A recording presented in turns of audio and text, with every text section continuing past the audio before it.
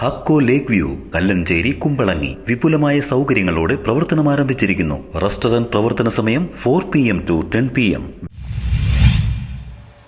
വേലിയേറ്റം തടയാൻ നടപടി വേണമെന്നാവശ്യപ്പെട്ട് CPI പ്രക്ഷോഭത്തിലേക്ക്.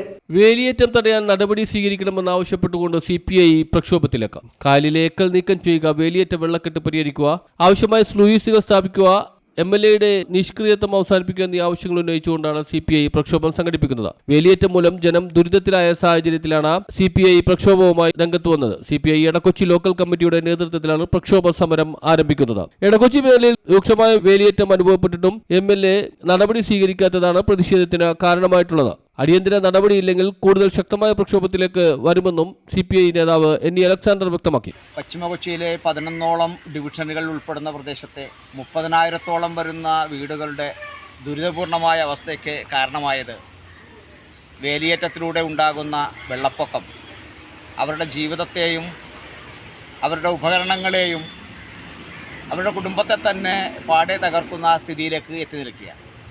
Indian communist party ഇതിന് ശാശ്വതമായ ഒരു പരിഹാരം എന്നുള്ള നിലയിൽ നിവേദനത്തിലൂടെ മുന്നോട്ട് വച്ചിട്ടുള്ളത് മധുരക്കമ്പനി മുതൽ പട്ടിണിത്തോട്, പെരുമ്പടപ്പ്, കളത്തറ കായൽ വഴി അതിൻ്റെ ഏറ്റവും ഒടുവിൽ ചിറക്കൽ പാലം വരെയുള്ള പ്രദേശത്ത് ഒരു തീരദേശ റോഡ് നിർമ്മിക്കുവാനും ആ റോഡിന് ഉപയോഗപ്പെടുത്താൻ കഴിയാവുന്ന തരത്തിൽ കായലിലെ എക്കൽ ഉപയോഗപ്പെടുത്തിക്കൊണ്ട് റോഡ് നിർമ്മിക്കുന്നത് വഴി തീരദേശ പരിപാലന നിയമത്തിൽ ചില ഇളവുകൾക്ക് കൂടി അത് സാധ്യമാകുന്നു എന്ന് മാത്രമല്ല, പരമ്പരാഗത രീതിയിലുള്ള മത്സ്യത്തൊഴിലാളികളുടെ ഉപജീവനം നിലനിർത്തുവാനും അവർക്ക് തൊഴിലിടം സംരക്ഷിക്കുവാനും കായലിൽ മത്സ്യസമ്പത്ത് വർദ്ധിക്കുവാനും ഈ ഡ്രഡ്ജിങ്ങിലൂടെ സാധിക്കും. അത് സാധ്യമാകാത്ത രീതിയിലേക്ക് ഇത് കാലാകാലങ്ങളിൽ പോകുമ്പോൾ പഠനങ്ങൾ തെളിയിക്കുന്നത് 2030 പശ്ചിമ കൊച്ചിയിലെ തീരദേശ മേഖലകളിലെ വീടുകളൊക്കെ തന്നെ വെള്ളത്താൽ മുങ്ങപ്പെടും എന്നുള്ളതാണ്.